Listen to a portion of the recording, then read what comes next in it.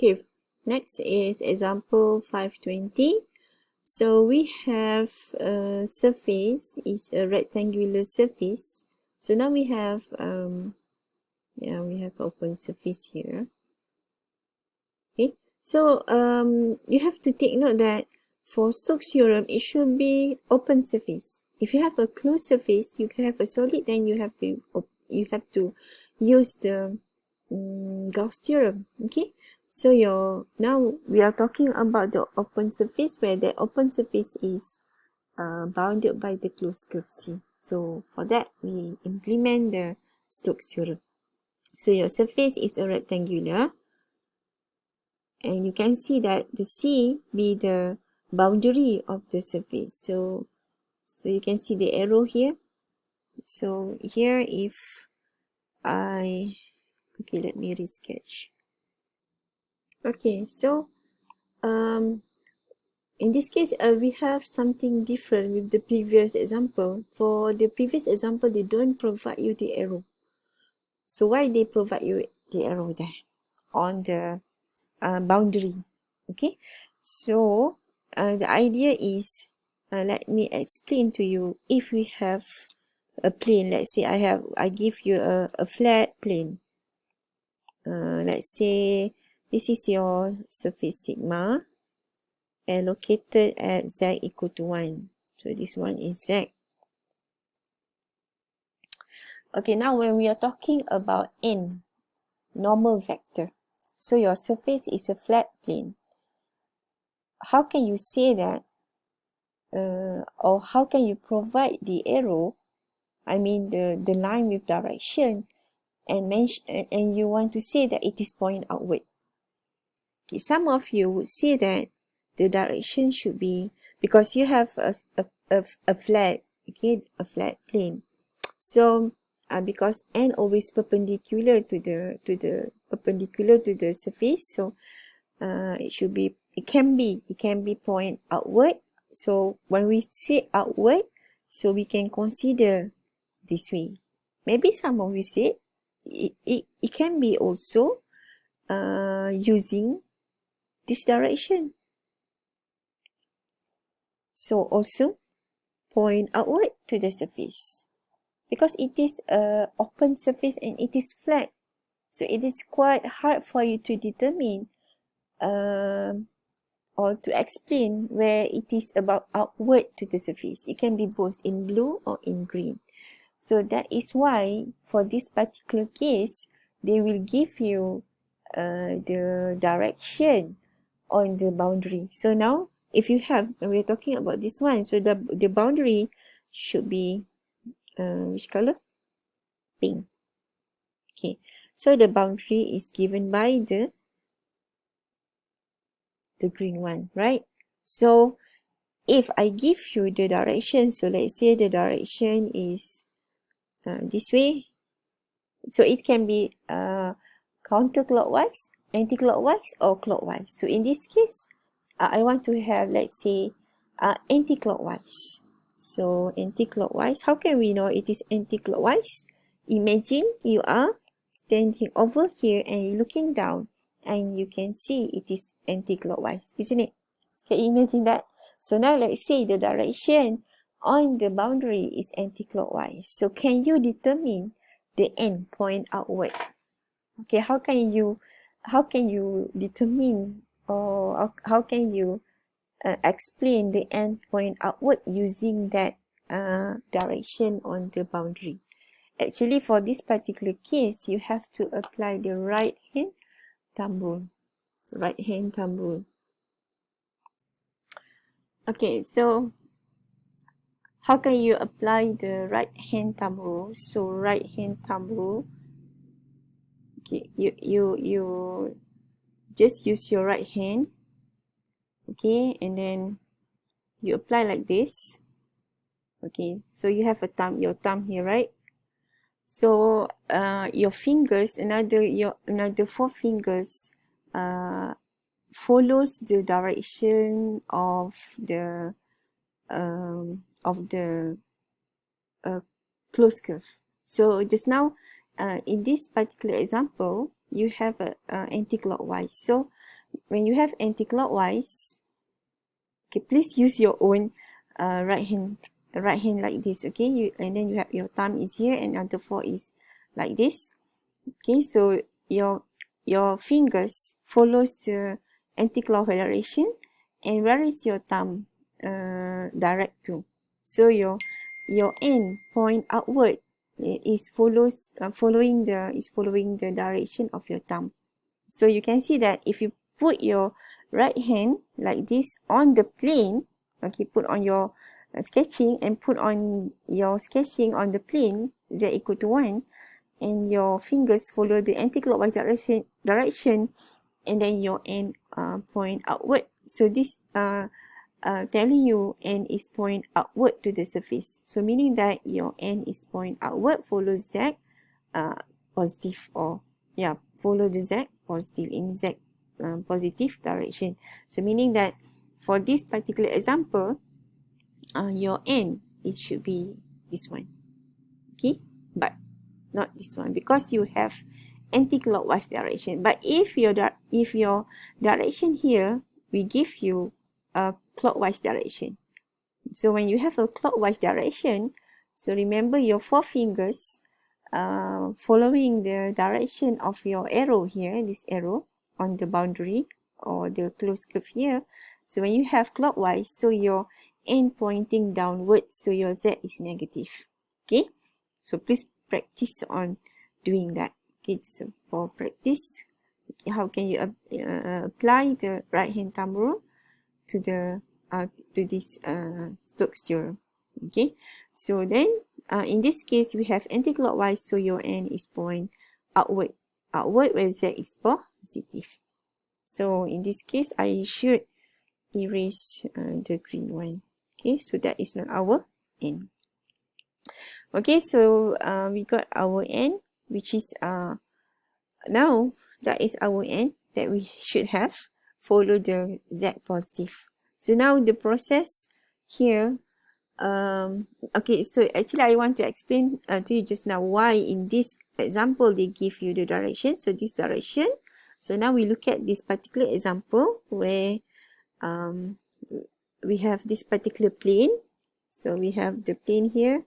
So that is the sigma, and bounded by the closed curve in red with the direction. So in this case we have clockwise, right? We have clockwise.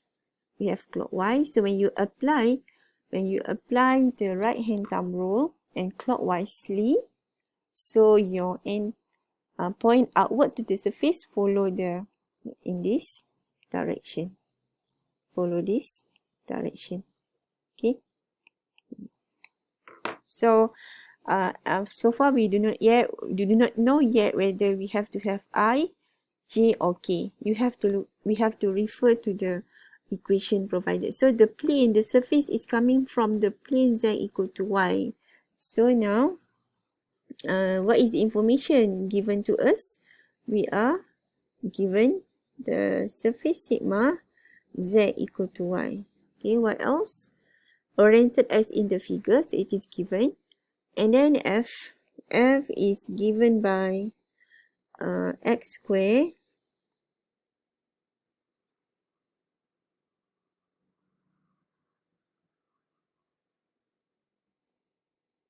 square 4x y cube and y square.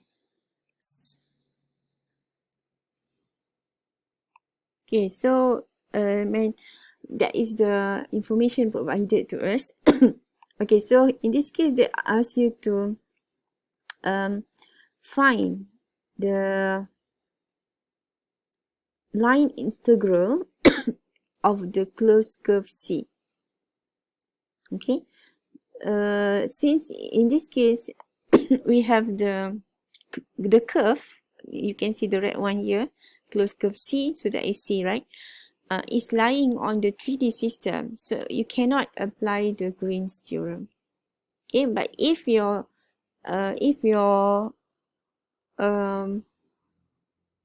curve on 2D, then you can apply Green's theorem. But this one is in 3D, clearly seen.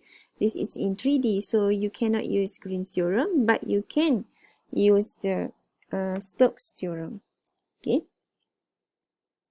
Why in this case we want to use the okay, we apply the Stokes Theorem because we don't want to compute for a line integral, because you can see we have a closed curve. Okay, but it is not on 2D. If it is on 2D, you can simplify your work using Green's theorem, but this is not on 2D, but it is 3D. Then you have, if you want to use the line integral as given here, you can use that, you can evaluate that, because they don't mention that you have to use the Stokes theorem. So in this case, if you want to proceed to use the line integral, then you have to compute the line integral for along the C1, along the C2, along the C3, and along the C4. So you have to provide 4 different line integral, and at the end of your solution, you have to total them up. So for this, it is not, I'm not saying it is complicated, but it is something need extra time to compute, right? So instead of we compute the 4 line integral, we can use the Stokes theorem, as we know that this particular case, we can use the Stokes theorem since we have a closed curve, and that closed curve is the boundary of the surface sigma z equal to y. So using the Stokes theorem,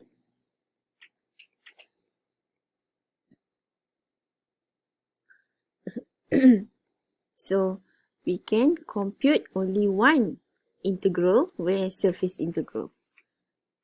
Okay, so now using Stokes, you have to show me this calculation. Okay, so we don't use the small n, but we use the capital N, which is normal vector. Dot n dA over the region. Okay, so that is the thing that we want to compute. Okay, so you have to obtain the n normal vector, and after that you have to compute the curl F, and after that you have to compute the dot product between them. Okay, so now our task is to get n. How to get n? So to get n, first we need the information about the surface. So the surface sigma is given by z equal to y.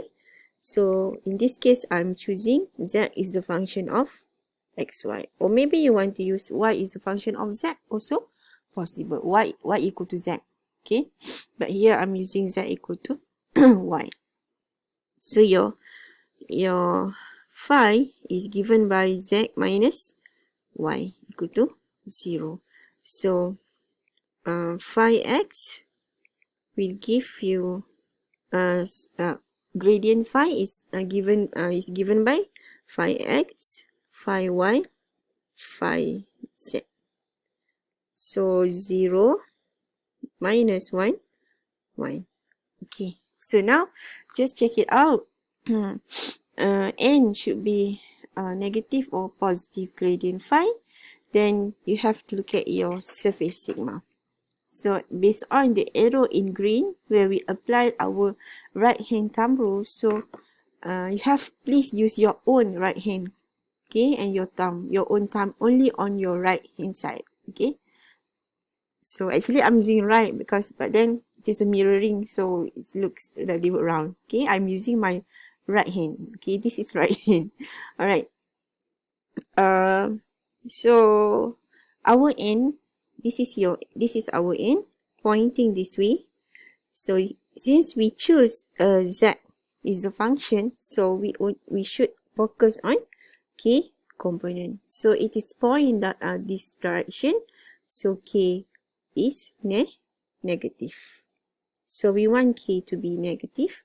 So it is positive, right? So it is positive. So we have to make it negative, meaning that you have to multiply the gradient phi by minus 1.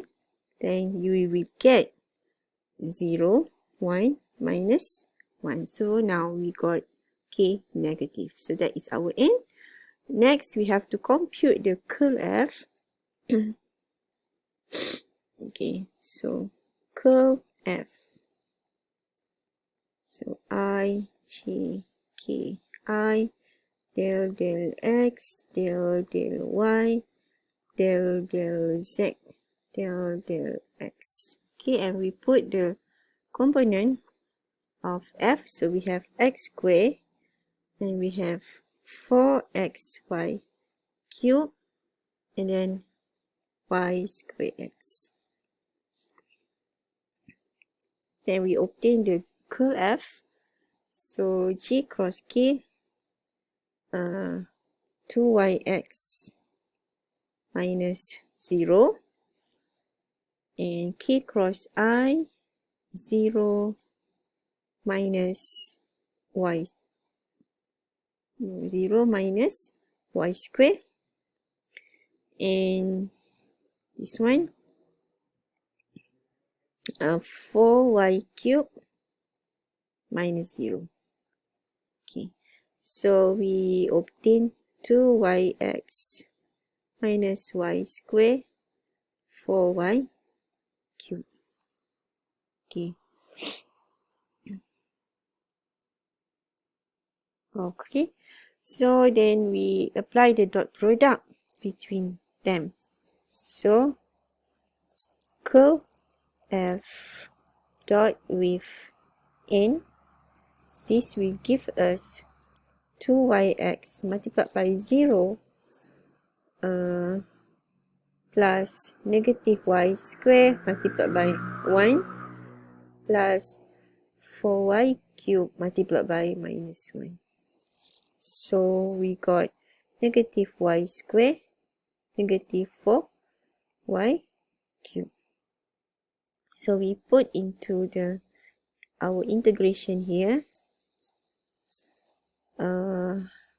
So negative y squared minus 4y cubed dA over the region R and the region on xy plane.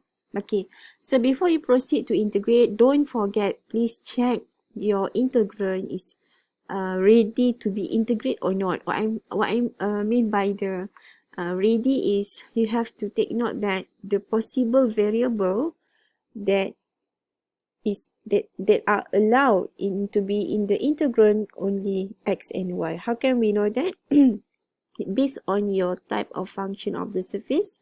Now in this case we choose that it's the function, so meaning that your double integral, inside your double integral, so your integral must be only in terms of x and y. You cannot have z. Then if you can see z as your integral, then you have to replace z by this equation. Okay, so you have to take note on that. So it looks like we can proceed because there is no z here. So we need to obtain the limit and the order. So where is your region now? On xy plane, what can you see? So imagine, what can you see? So I'm sure this one's supposed to be x, this one y, and this one z. So you can see the the rectangle, right? Where it's coming from, this rectangle. So when you redraw that rectangle on y-x plane, so your y is on 3 and your x is at 1. Okay, so that is your region. Okay, so we have a rectangular region, so your limit should be constant. So in this case, I just put randomly dy dx or dx dy. So your x is 0 to 1 and your y is 0 to 3.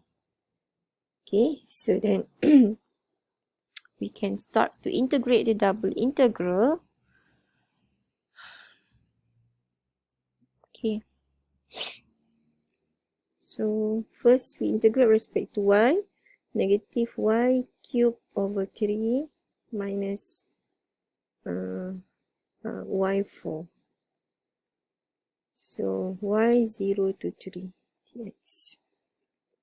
So negative 3 cubed over 3 minus 3 to the power of 4 minus 0.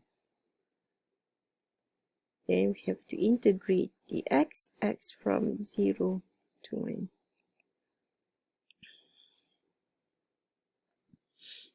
So here we have negative 27 over 3 minus 3 to the power of 4, it should be 81, I think.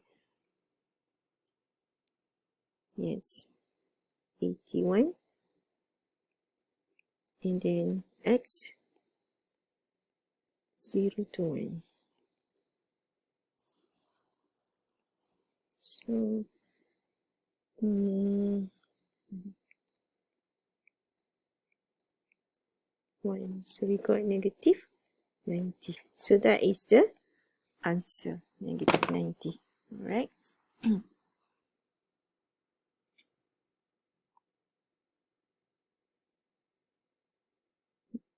Okay, so in this case, the thing that you have to bear in mind, so you have open surface and your surface is only one surface bounded by the 4 curves, and that curve is a closed curve. So it is since the question here it doesn't mention about the whether you have to use a Stokes or not. If you want to proceed without using Stokes, you will get also the same value, negative 90, but your calculation is more. You need to provide more calculation because you have to provide 4 line integral. Okay, 4 line integral for each curve C1, C2, C3 and C4, and at the end of your solution you have to total them up. So to simplify your work, we apply the Stokes theorem here. Okay, so our task becomes easier. You just need to provide a single double integral, or this one is surface integral, only one surface integral. Okay, but if the question say that you have to use the Stokes, then you have to use the Stokes. Okay, but if they don't mention, then you have to think about that. Okay,